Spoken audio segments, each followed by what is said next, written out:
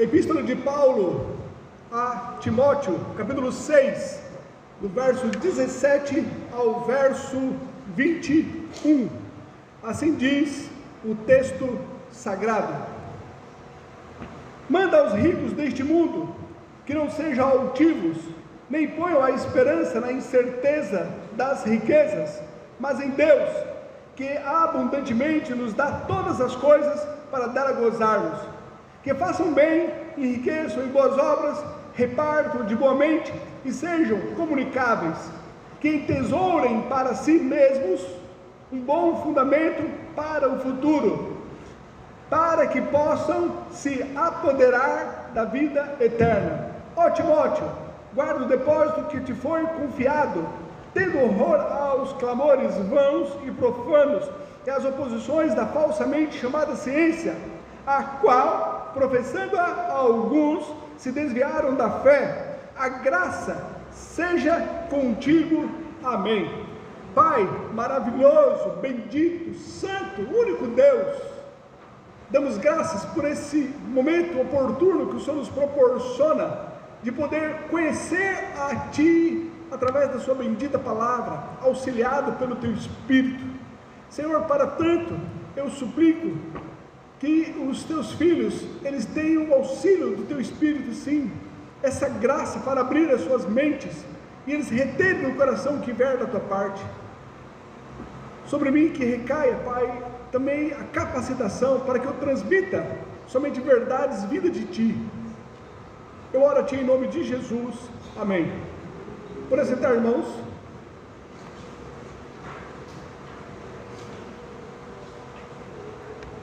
Terminando então a nossa série de mensagens aqui na Epístola de Paulo a Timóteo. Estamos aqui no capítulo 6. Nós vemos que esse capítulo, ele contém dois parágrafos que eles se completam. Ambos eles tratam do mesmo assunto. Eles falam sobre o dinheiro. A questão é que eles estão separados, visto que eles se dirigem a dois grupos de pessoas diferentes. Não obstante, esses dois grupos fazerem parte da mesma igreja. Do versículo 6 ao versículo 10, que é o primeiro parágrafo que trata então sobre dinheiro, Paulo ele dirige-se aos cristãos pobres que faziam parte da igreja onde Timóteo estava pastoreando. Eles eram pobres, mas eles almejavam ficar ricos. Isso nós vemos do verso 6 ao verso 10. O verso 9 ele diz: mas os que querem ser ricos caem em tentação e em laço e em muitas concupiscências loucas e nocivas que submergem os homens na perdição e ruína. O segundo parágrafo, que também trata sobre esse mesmo assunto, onde Paulo ele volta a falar sobre dinheiro, é aquilo que nós lemos, mais especificamente do verso 17 ao verso 19. Mas aqui, de uma forma diferente, Paulo ele fala sobre o dinheiro, mas não aos membros pobres da igreja que queriam ser ricos. Aqui ele fala para os membros ricos da igreja, pessoas que tinham boas condições financeiras e que faziam ali parte da igreja. Podemos ver isso aqui no verso 17, onde ele diz: manda aos ricos deste mundo que não sejam altivos, nem ponham a esperança na incerteza das riquezas, mas em Deus, que abundantemente nos dá todas as coisas para dela gozarmos. E é nesse segundo bloco que nós vamos tratar hoje, visto que nós já falamos do primeiro bloco, do primeiro parágrafo, onde Paulo também tratou sobre dinheiro. Antes de nós falarmos aqui sobre esse texto, é interessante nós analisarmos o seguinte: Paulo aqui, ele não vem contrariar as pessoas ricas, ele não exorta quanto àqueles que são ricos. Na verdade, ele somente dá um alerta a alguns perigos que as pessoas poderiam correr pelo fato de ser ricos. E depois, eles mostram algumas obrigações que eles têm pelo fato de serem ricos. Eles têm obrigações. E é sobre isso então que Paulo ele trata aqui do verso 17 até o verso 19. E do verso 20 e 21 é o final da sua epístola. Vejamos então a partir do verso 17, o primeiro alerta que Paulo ele traz, o primeiro perigo que ele fala então para os ricos que faziam parte ali da igreja de Éfeso, onde Timóteo estava pastoreando. Ele diz: manda aos ricos deste mundo que não sejam altivos. Então, o primeiro alerta para os ricos é o perigo da altivez. Existia ali a possibilidade daqueles homens que tinham bons recursos, famílias que eram abastadas, que eles poderiam se acharem superiores aos demais. A palavra que é altivez, ela pode significar orgulho ou arrogância. Paulo então, ele dá uma exortação a Timóteo, para que Timóteo mandasse. Ele diz: manda aos ricos, ordena aos ricos.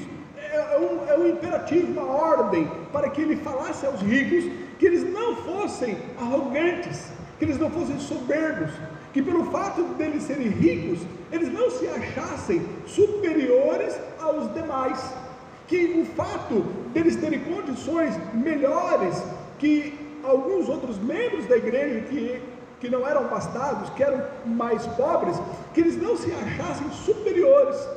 Então, Paulo, ele fala a Timóteo: manda aos ricos deste mundo que eles não sejam arrogantes, não sejam altivos, eles não venham se orgulhar, se achar que eles são melhores que os outros, somente pelo fato das suas condições financeiras. O Antigo Testamento nos alerta quanto à questão da clareza, nesse sentido, de nós não sermos aqui altivos, arrogantes, somente por causa das nossas condições financeiras. Deuteronômios, capítulo 8, do 11 ao 14, ele diz: guarda-te que não te esqueças do Senhor teu Deus, deixando de guardar os seus mandamentos e os seus juízos e os seus estatutos, que hoje te ordeno, para não suceder que, havendo tu comido e fores farto, e havendo edificado boas casas e habitando-as, e se tiverem aumentado os teus gados e os teus rebanhos, e se acrescentar a prata e o ouro, e se multiplicar tudo quanto tens, se eleve o teu coração e te esqueças do Senhor teu Deus, que te tirou da terra do Egito, da casa da servidão. É um alerta em relação ao perigo que eles estavam ali correndo, somente pelo fato de serem ricos. Poderia subir a cabeça e achar que, em virtude das suas condições financeiras, eles estariam ali se esquecendo de Deus, seriam arrogantes, soberbos, orgulhosos. Paulo então exorta a Timóteo para que mandasse os ricos, para que eles não fossem altivos. Ezequiel, ele também exorta o príncipe de Tiro quanto à altivez. Ezequiel capítulo 28, verso 5 diz: pela extensão da tua sabedoria no teu comércio, aumentaste as tuas riquezas, e eleva-se o teu coração por causa das tuas riquezas. É um alerta, é um perigo que corre o fato da pessoa ser rica. Paulo então exorta a Timóteo para que mandasse os ricos. Ele diz no verso 17: manda aos ricos deste mundo que não sejam altivos, que não sejam arrogantes, que não sejam soberbos, que não se achem superiores aos outros, e por causa da sua riqueza venham menosprezar os demais. O segundo alerta, ele continua aqui no verso 17: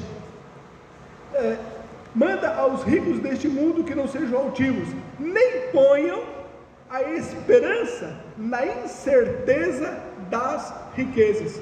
Esse é o segundo alerta que Paulo dá aos ricos, que eles não ponham a sua fé, a sua confiança na falsa segurança, achando que é o dinheiro ou as suas condições financeiras que iria lhe dar segurança. Essa na verdade é uma falsa segurança. Ele então fala a Timóteo, exorta, alerta em relação aos ricos, para que eles não coloquem a sua esperança, a sua confiança no lugar que não convém, nessa falsa segurança que seria o dinheiro. Nem ponham a sua esperança na incerteza das riquezas, que não acha que porque é rico, ali ele teria segurança. Cuidado de você colocar a sua confiança nas suas riquezas. É o alerta que Timóteo ele dá aos ricos através de Timóteo.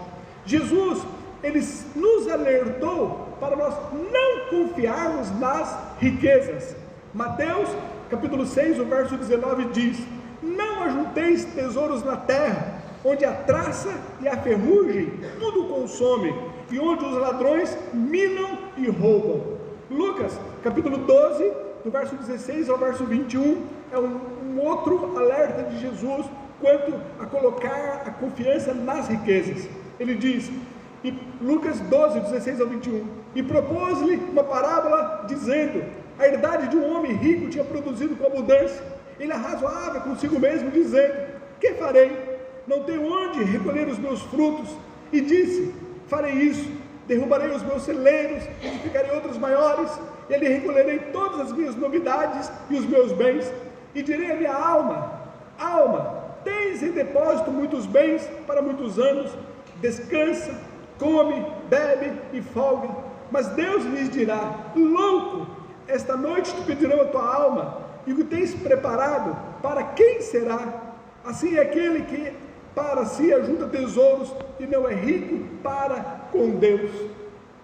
Essa parábola contada por Jesus demonstra de uma forma muito clara colocar a sua fé, a sua confiança em uma falsa segurança. Achava que os seus recursos, por serem muitos, ele poderia lhe dar ali uma segurança contínua. Mas aquele homem, por mais que tinha vigor físico, por mais que estava numa tenra idade, ele não estava preparado para a morte.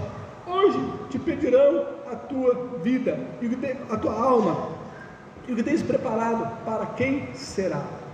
Provérbios capítulo 23, o verso 5 diz: porventura fixará os teus olhos naquilo que não é nada, porque certamente criará asas e voará ao céu como a águia. Não devemos colocar a nossa segurança no dinheiro, não devemos confiar nas riquezas. É essa a exortação que Timóteo deveria dar aos ricos. O dinheiro, ele pode comprar homens, mas não o verdadeiro respeito e a admiração. O dinheiro, ele pode comprar cuidados médicos, mas não garantir a saúde e a cura.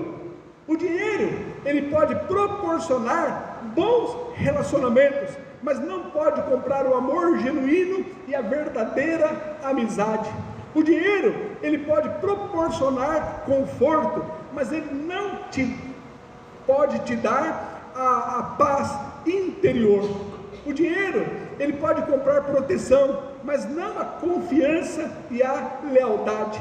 O dinheiro, ele pode comprar tratamentos estéticos, mas não a juventude duradoura. A questão é que Paulo, ele dá aqui a Timóteo esta ordem, essa recomendação, para que ele alertasse aquelas pessoas ricas, que não colocasse a sua confiança no dinheiro. O erro aqui não é em ter dinheiro, o erro aqui não é em ser rico. O problema é colocar a sua confiança na vulnerabilidade do dinheiro. É isso que Paulo ele passa a falar aqui no final do verso 17. Manda aos ricos deste mundo que não sejam altivos, nem ponham a esperança na incerteza das riquezas, mas em Deus, que abundantemente nos dá todas as coisas para dela gozarmos. Paulo, ele mostra que o objeto da nossa confiança, onde nós colocamos toda a nossa esperança, em quem nós devemos verdadeiramente confiar, não deve ser nas riquezas, mas em Deus. O problema aqui não é em ser rico, o problema é confiar na riqueza. Paulo, ele mostra que a pessoa pode ser rica, mas em meio à riqueza, não deixe de confiar em Deus. Mas em meio à riqueza, não deixe de colocar a sua esperança em Deus. Mas em meio às suas condições melhores, financeiras, não perca a sua comunhão, a sua fé, o seu desejo de voltar-se para Deus. Continue em adoração, em submissão, em obediência a Deus. Ele diz, no final do verso 17, ao invés de colocar a sua esperança nas riquezas, coloque em Deus, porque é Deus que abundantemente nos dá todas as coisas para dela gozarmos. Jeremias, capítulo 9, do verso 23 ao 24, diz, assim diz o Senhor, não se glorie o sábio na sua sabedoria, nem se glorie o forte na sua força, não se glorie o rico nas suas riquezas, mas o que se gloriar, glorie-se nisso, em me entender, em me conhecer, que eu sou o Senhor, que faço benevolência, juízo e justiça na terra, porque dessas coisas me agrado, diz o Senhor. Que você se glorie no Senhor, em meio à sua riqueza, em meio à sua estabilidade financeira, em meio ao seu progresso, em meio ao seu crescimento, em meio às suas aquisições, que você não deixe de confiar em Deus. Volta a afirmar, Paulo aqui, ele não está exortando quanto o fato de ser rico, mas sim de deixar de confiar em Deus. Paulo não está exortando o fato de se ter dinheiro, mas sim do amor ao dinheiro. 1 Timóteo capítulo 6, no verso 10 diz, porque o amor ao dinheiro é a raiz de toda espécie de males, e nesta cobiça alguns se desviaram da fé e se transpassaram a si mesmo com muitas dores. A exortação que Paulo manda Timóteo falar aqui aos ricos é para que eles não sejam altivos em meio à riqueza, e que eles não confiem na riqueza, mas em Deus, que em tudo dá. Essa é a exortação que Paulo dá em relação ao fato deles serem ricos. Agora, a partir do verso 18, Paulo, ele passa a mostrar as obrigações que os membros ricos da igreja teriam, pelo fato de serem ricos. Eles são ricos e agora eles têm algumas obrigações. Ele fala aqui no verso 18, que façam bem, enriqueçam em boas obras, repartam de boa mente e sejam comunicáveis. Veja bem, para nós entendermos melhor aqui esse verso, nós temos que entendê-lo à luz de duas verdades. A primeira verdade é o final do verso 17, o contexto anterior, onde Paulo ele mostrou que é Deus quem nos dá todas as coisas. O final do verso 17 diz, mas em Deus que abundantemente nos dá todas as coisas para dela gozarmos. Entenda, não obstante você, através da sua inteligência, através da sua capacidade, através do seu esforço, através de você levantar cedo e chegar tarde, das oportunidades que você teve, você agarrou ela a fim, como resultado talvez dos seus estudos, você galgou hoje condições melhores, que você entenda que tudo isso foi Deus quem te deu, é Deus quem nos dá. Então, as condições que nós temos é resultado da bênção, da benevolência de Deus, da bondade de Deus, não obstante o seu esforço, não obstante as suas qualidades, a sua capacidade, mas tudo que nós temos provém de Deus. Tenha isso em mente, é Deus quem nos dá todas as coisas, é Deus que nos dá a inteligência, é Deus que nos abre as portas, é Deus que nos proporcionou essas oportunidades, é Deus quem nos capacita, é Deus quem nos dá o talento, É Deus quem nos dá todas as coisas. No final do verso 17, mas em Deus que abundantemente nos dá todas as coisas para dela gozarmos. E a segunda verdade que nós devemos entender é: nós somos mordomos e despenseiros de Deus. Você tem que entender que você é um instrumento nas mãos de Deus. Os recursos que Deus nos deu, nós devemos usar para a glória dele, para o engrandecimento do teu reino. Nós somos instrumentos na mão de Deus, e tudo que nós temos deve ser para usar de acordo com a vontade de Deus. Você é um mordomo de Deus. 1 Coríntios, capítulo 4, verso 1 e 2 diz que os homens nos considerem como ministros de Cristo, despenseiros dos mistérios de Deus. Além disso, requer dos despenseiros que cada um se ache fiel. Nós somos mordomos, despenseiros de Deus, e como mordomos de Deus, que você seja fiel com os recursos que Deus ele tem te dado. 1 Pedro capítulo 4, do 8 ao 11 diz: mas sobretudo, tende ardente amor uns para com os outros, porque o amor cobrirá a multidão de pecados. Sendo hospitaleiros uns para com os outros, sem murmurações, cada um administra aos outros o dom como recebeu, como bons despenseiros da multiforme graça de Deus. Se alguém falar, fale segundo a palavra de Deus. Se alguém administrar, administre segundo o poder que Deus dá, para que em tudo Deus seja glorificado por Jesus Cristo, a quem pertence a glória e poder para todo sempre. Amém.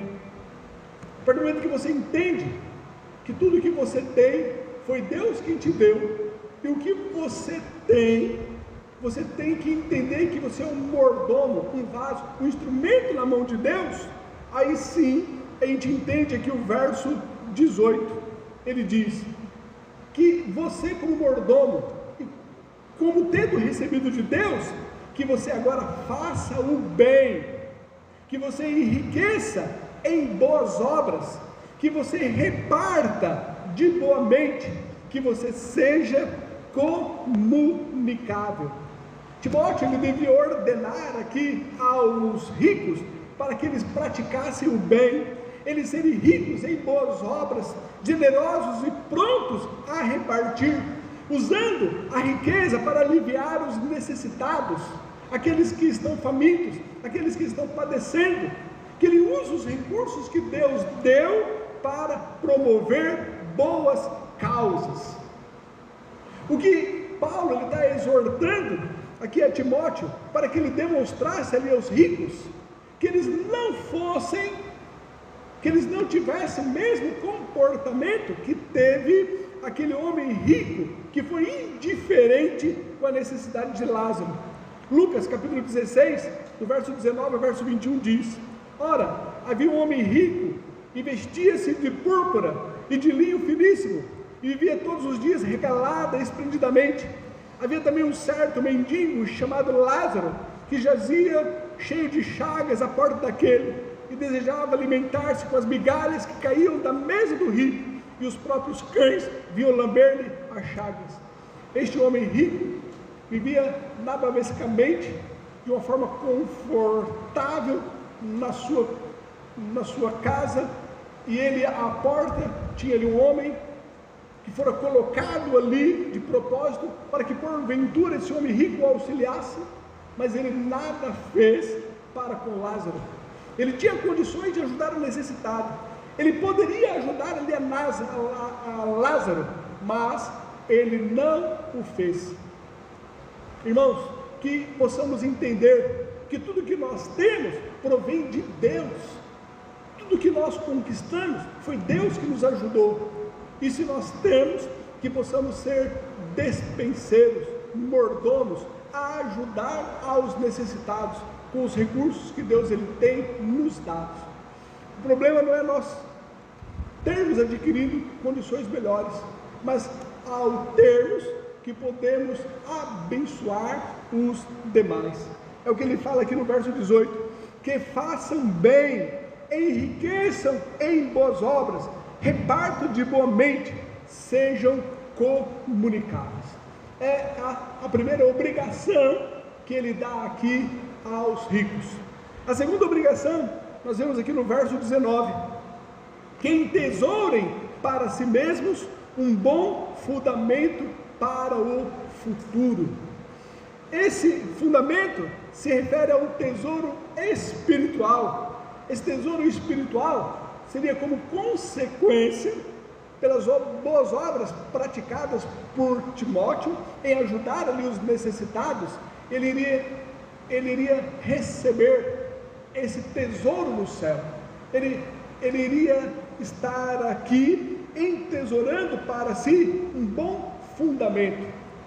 Toda vez que você usa o seu recurso em favor de um necessitado, toda vez que você usa esse recurso que Deus ele te deu para abençoar uma pessoa, você está entesourando, você está guardando um tesouro no céu, você está proporcionando um bom fundamento nos céus. É isso que Paulo ele fala aqui, que o que você faz com esses recursos que você tem, a partir do momento que você auxilia um necessitado, uma pessoa que está precisando, você ajuda, você faz o que ele colocou aqui no verso 18: faça o bem, enriqueça em boas obras, reparta de boa mente, que você seja comunicável. A partir do momento que você faz isso, você está entesourando para si mesmo um bom fundamento nos céus. Você está guardando um tesouro nos céus. Jesus, ele assim também nos ensinou. Mateus capítulo 6, do verso 19 ao verso 20 diz: não ajunteis tesouros na terra, onde a traça e a ferrugem tudo consome, e onde os ladrões minam e roubam, mas ajuntai tesouro nos céus, onde nem a traça e nem a ferrugem consome, e onde os ladrões não minam nem roubam. Guardar tesouro nos céus é fazer alguma coisa aqui na terra que ela repercute para a eternidade. Guardar tesouro nos céus é você fazer aqui na terra algo que vai ter consequências espirituais. Toda vez que você evangeliza, ganha uma alma para Jesus, que você fala de Cristo para alguém, você está fazendo algo aqui na terra que vai ter repercussão para a eternidade. Toda vez que você investe os seus recursos para o bem do necessitado, você está cumprindo a ordem de Cristo de ajudar os pobres, de ajudar os necessitados. Você está abençoando aqueles pequeninos, semelhantes ao que você estivesse fazendo ao próprio Cristo. Você está fazendo algo aqui na terra que vai repercutir para a eternidade. Marcos capítulo 10, o verso 21 diz: e Jesus, olhando para ele, o amou e lhe disse: falta-te uma coisa, vai, vende tudo quanto tens e dá aos pobres, e terá um tesouro nos céus, e vem, toma a tua cruz e segue-me. O contexto aqui fala sobre aquele jovem rico que tinha boas condições e chegou-se diante de Jesus, perguntando o que poderia fazer para herdar a vida eterna. Jesus disse que ele deveria vender. Jesus, olhando para ele, o amou e lhe disse: falta-te uma coisa, vai, vende tudo quanto tens, dá aos pobres e terá o tesouro dos céus. Ele, pesaroso, porque realmente tinha muitos recursos, virou as costas para Jesus. Esse texto nos dá uma lição muito interessante. Jesus, ele ama até mesmo aqueles que dão as costas para ele. Jesus o amou, mas ele deu as costas para Jesus, porque ele tinha muitos recursos e não queria abrir mão dos seus recursos, confiava no que ele tinha. Lucas capítulo 12, do 33 ao 34 diz: vendei o que tendes, dai esmolas, fazei para vós bolsas que não se envelheçam, tesouro nos céus que nunca cabe, onde não chega ladrão e a traça não rói, porque onde estiver o vosso tesouro, ali estará também o vosso coração. Veja bem, talvez seja por isso que o Senhor Jesus Cristo disse em Lucas capítulo 16, o verso 9: e eu vos digo, granjeai amigos com as riquezas da injustiça, para que quando essas vos faltarem, vos recebam eles nos tabernáculos eternos. Granjeai amigos com as riquezas da injustiça. O que Jesus estava mostrando é que nós devemos, através dos recursos que nós recebemos, auxiliar os necessitados, auxiliar as pessoas famintas, ajudar aos que estão padecendo. E quando nós chegarmos nos céus, essas pessoas que foram abençoadas através dos nossos recursos vão nos receber ali alegres. John MacArthur, ele comentando aqui esse texto, ele falou: os cristãos devem investir o seu dinheiro nas almas dos homens e mulheres que vão estar lá para cumprimentá-los e agradecê-los quando eles chegarem no céu pelo bem que foram feito a eles pelas obras dos que eram ricos. Use os seus recursos, auxilie os necessitados, veja as pessoas que estão padecendo, entenda que o que você recebeu foi Deus que te deu, e que você é um mordomo, e através do que você tem, você está entesourando um fundamento nos céus. É a obrigação que Timóteo deveria mostrar que os ricos deviam que cumprir. Olha o verso 19, ele termina dizendo: para que possam alcançar a vida eterna. Entenda aqui esse texto. As obras, elas não salvam, mas só pode tomar posse da vida eterna quem praticar boas obras. Entenda, nós somos salvos pela graça e não pelas obras. A salvação foi conquistada pelo sacrifício de Jesus Cristo, e nós a conquistamos tendo a fé no sacrifício de Jesus Cristo, na obra que Ele realizou por nós. Então nós somos salvos pela graça, mas a bem verdade é que todo salvo pratica boas obras. Todo salvo pratica boas obras. Pelo fato de nós sermos salvos, nós não somos altivos, nós não somos mesquinhos. Pelo fato de nós sermos salvos, nós abençoamos os necessitados. Pelo fato de nós sermos salvos, nós investimos no reino de Deus. A prática das boas obras é consequência de quem se é salvo, quem se converteu verdadeiramente do coração. Por isso que Paulo lhe diz: para que possa alcançar a vida eterna. Não se alcança a vida eterna através das boas obras, mas quem só pode alcançar a vida eterna? Quem pratica boas obras. Há um texto em Tiago capítulo 2, no qual eu queria resumi-lo, para que nos tornasse tão extensa aqui a leitura, mas por mais que eu quis, eu não consegui. Eu vou ler aqui todo o texto, para que você entenda quão importante, quão necessário é se praticar as boas obras, pelo fato de você ser salvo. Tiago capítulo 2, do 14 ao 26, ele diz assim, preste atenção, acompanhe: meus irmãos, que aproveita se alguém disser que tem fé e não tiver obras, porventura a fé pode salvá-lo? E se o irmão ou irmã estiverem nus e tiveres falta de mantimento cotidiano, e algum de vós lhe disser: ide em paz, aquentai-vos e fartai-vos, e não lhe derdes as coisas necessárias para o corpo, que proveito virá daí? Assim também a fé, se não tiver as obras, é morta em si mesma. Mas dirá alguém: tu tens a fé e eu tenho as obras. Mostra-me a tua fé sem as tuas obras, e eu te mostrarei a minha fé pelas minhas obras. Tu crês que há um só Deus? Fazes bem. Também os demônios o creem e estremecem. Mas, ó homem vão, queres tu saber que a fé sem as obras é morta? Porventura o nosso pai Abraão não foi justificado pelas obras, quando ofereceu sobre o altar o seu filho Isaque? Bem vês que a fé cooperou com as suas obras, e que pelas obras a fé foi aperfeiçoada. E cumpriu-se a escritura que diz: e creu Abraão em Deus, e foi-lhe isso imputado como justiça. e foi chamado amigo de Deus. Vedes então que o homem é justificado pelas obras e não somente pela fé. E de igual modo Raabe, a meretriz, não foi também justificada pelas obras, quando recolheu os emissários, despediu por outro caminho?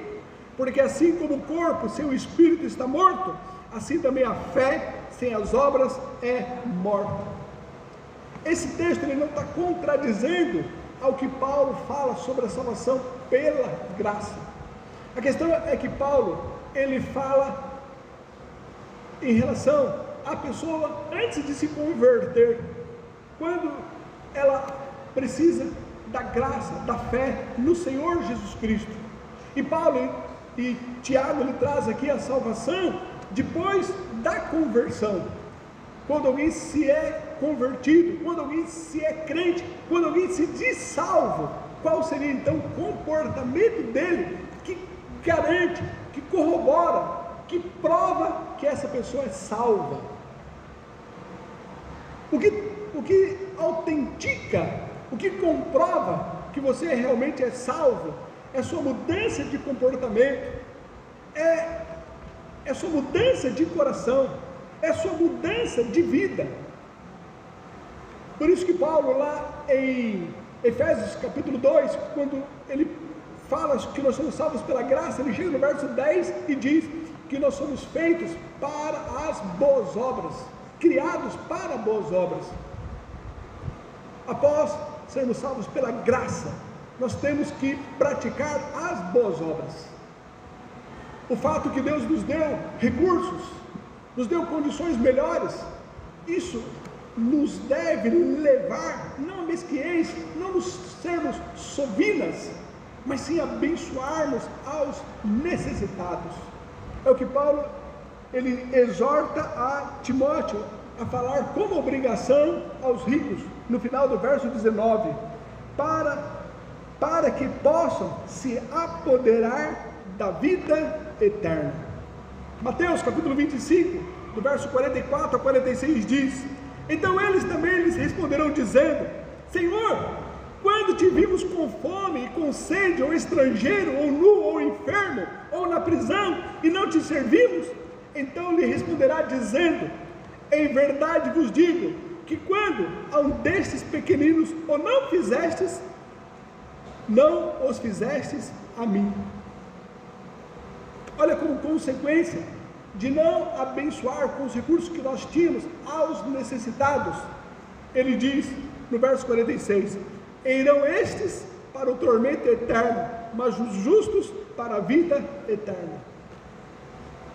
Nós não somos salvos pelas obras, mas só vai se apoderar da vida eterna quem praticar boas obras. O verso 20, Paulo então agora, terminando esse parágrafo que ele fala sobre os ricos, ele dá a exortação, volta-se agora para Timóteo especificamente. Ele diz: ó Timóteo, guarda o depósito que te foi confiado. Paulo ele repete essa mesma exortação em sua segunda epístola que ele fala a Timóteo. 2 Timóteo capítulo 1, o verso 14 diz: guarda o bom depósito pelo Espírito Santo que habita em nós. Interessante que aqui no original ele não tem essa frase, que te foi confiado. No original tem: ó Timóteo, guarda o depósito. O restante aqui, que te foi confiado, não tem no original. O que Paulo está dizendo é que Timóteo ele deveria guardar o depósito. Esse depósito era um termo legal empregado no caso de dinheiro ou valores deixados em depósitos na mão de alguma pessoa que seria confiável para guardar esses recursos da pessoa. Paulo então ele usa esse termo popular e refere-se a Timóteo que deveria guardar o depósito. Mas o depósito aqui ele fala acerca do Evangelho.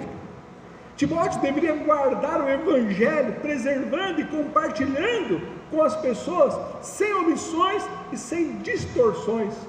Guarda o depósito, ou seja, preserve o Evangelho, e agora transmita esse evangelho no qual ele foi confiado às pessoas, sem omissões e sem distorções. 2 Timóteo 1, verso 13 e 14 diz: conserva o modelo das sãs palavras que de mim tens ouvido, na fé e no amor que há em Cristo Jesus. Guarda o bom depósito pelo Espírito Santo que habita em nós. Hernandes Dias Lopes, comentando aqui esse texto, ele diz: o Evangelho não deve ser guardado no sentido de ser ocultado, mas de ser mantido intacto, íntegro, incontaminado e transmitido com fidelidade. A fé cristã foi colocada nas mãos de Timóteo. Ele recebeu esse depósito e precisava transmiti-lo com fidelidade. 2 Timóteo 2, o verso 2, Paulo lhe fala: e o que de mim, entre muitas testemunhas ouvistes, confia a homens fiéis, que sejam idôneos para também ensinarem a outros.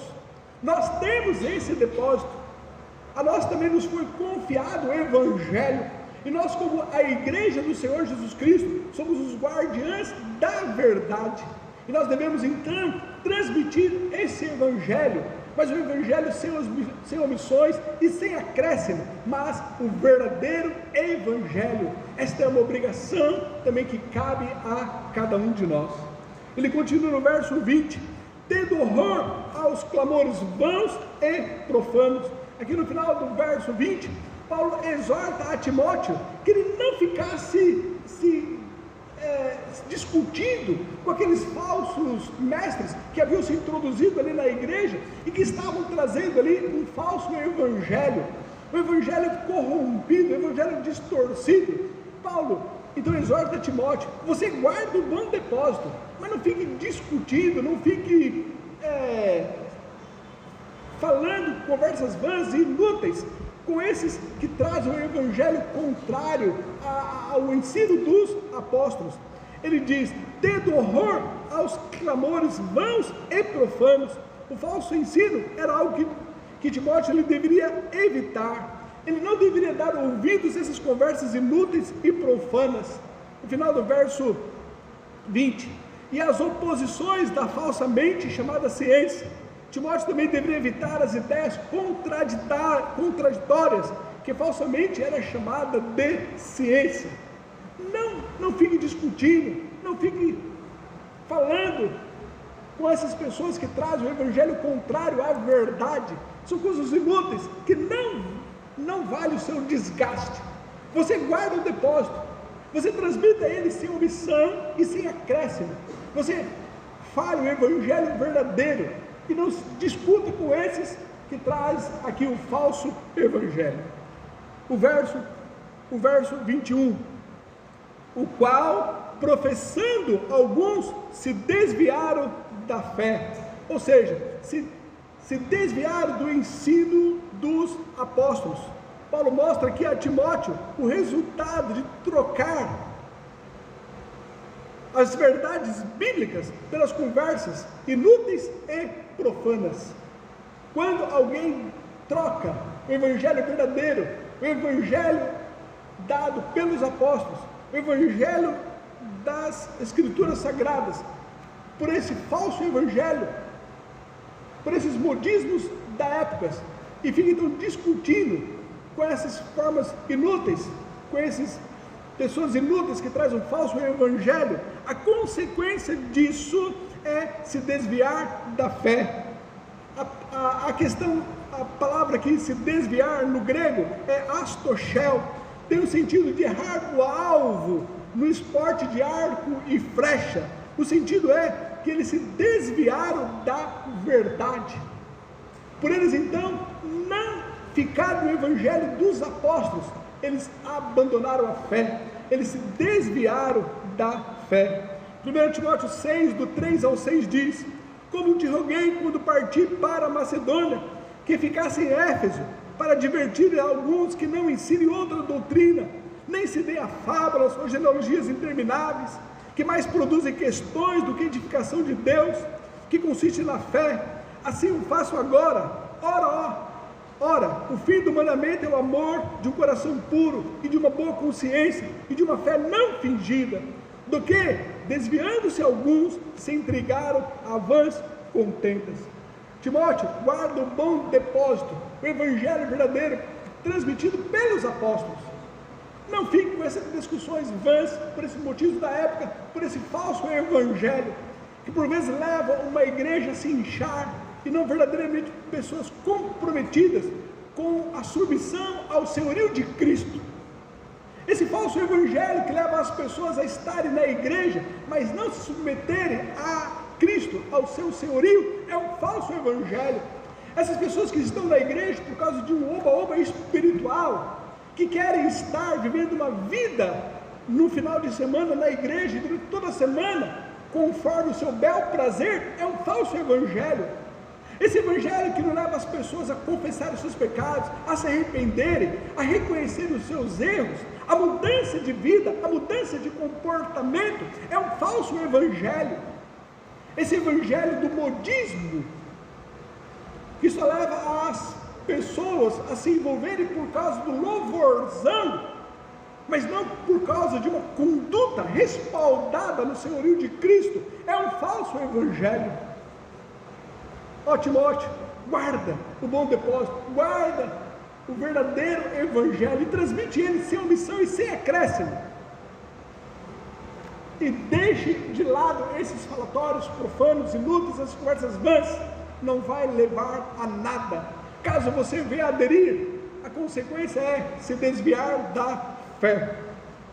Por fim, ele chega no verso 21 e diz: a graça seja contigo, amém. Interessante que a palavra aqui, contigo, é uma palavra no plural, e o que está escrito aqui no original seria vocês.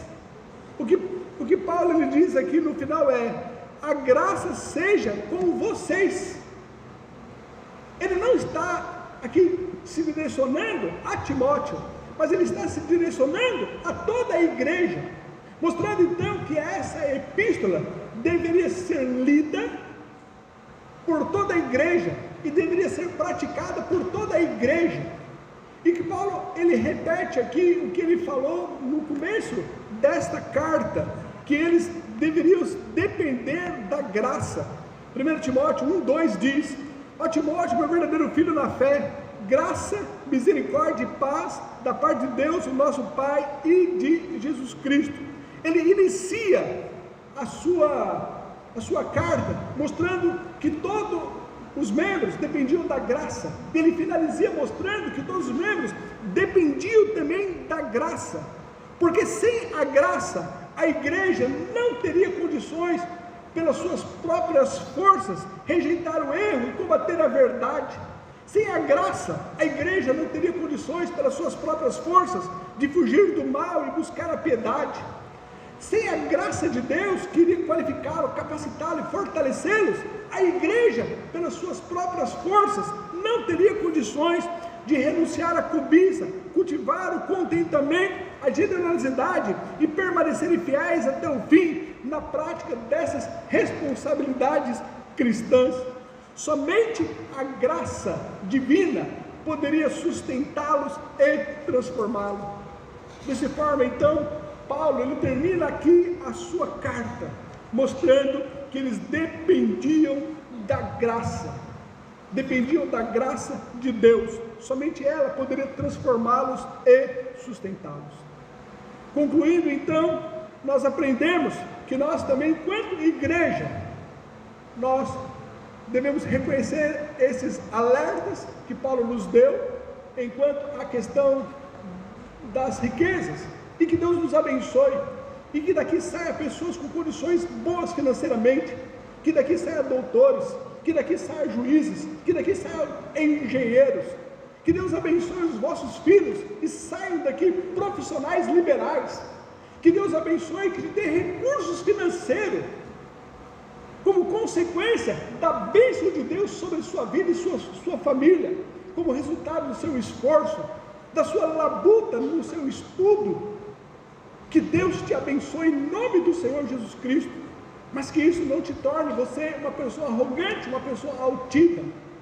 que as riquezas não levem você a desprezar os necessitados, mas você ajude com seus recursos aqueles que estão precisando. Que você reconheça que tudo que você tem foi Deus quem te deu. Eclesiastes capítulo 5, verso 19 diz: e a todo homem a quem Deus deu riquezas e bens, e lhe deu poder para delas comer e tomar a sua porção e gozar do seu trabalho. Isto é dom de Deus. Eclesiastes 3, o verso 3: e também que todo homem coma e beba e goze do bem de todo o seu trabalho. Isto é um dom de Deus. Entenda que é Deus que irá te abençoar. Use todos os seus recursos para a glória de Deus, em nome de Jesus, amém. Ó Deus, te damos graças, porque reconhecemos a tua bondade em um Deus que verdadeiramente nos ama, e o nosso maior desejo é conhecer a ti e viver para a tua glória, e viver, ó Pai querido, para que o teu Filho seja glorificado, e levar pessoas também a conhecerem a Cristo. Que isso, ó Pai, que nós façamos com o que nós temos, porque o Senhor tem nos ensinado a ter recursos, como também padecer necessidade, e que seja feita a tua vontade sobre as nossas vidas. Estamos aqui para te servir, ó Pai querido, independente das nossas condições, mas suplicamos, ó Pai, as tuas bênçãos. Capacita, Pai querido, que as famílias, os filhos, dando a eles sabedoria, inteligência, condições, ó Pai, de prosperidade, que possa, Pai querido, sair daqui juízes, melhores advogados, pessoas justas e pessoas honestas, patrões, ó Pai querido, que trate os seus empregados com equidade. Pai, em nome do Senhor Jesus, que saia dessa igreja profissionais liberais, homens de Deus, que sejam, ó Pai querido, prósperos, e na sua prosperidade não coloque a sua confiança na riqueza, mas no Senhor. Eu oro a Ti em nome de Jesus, amém, amém.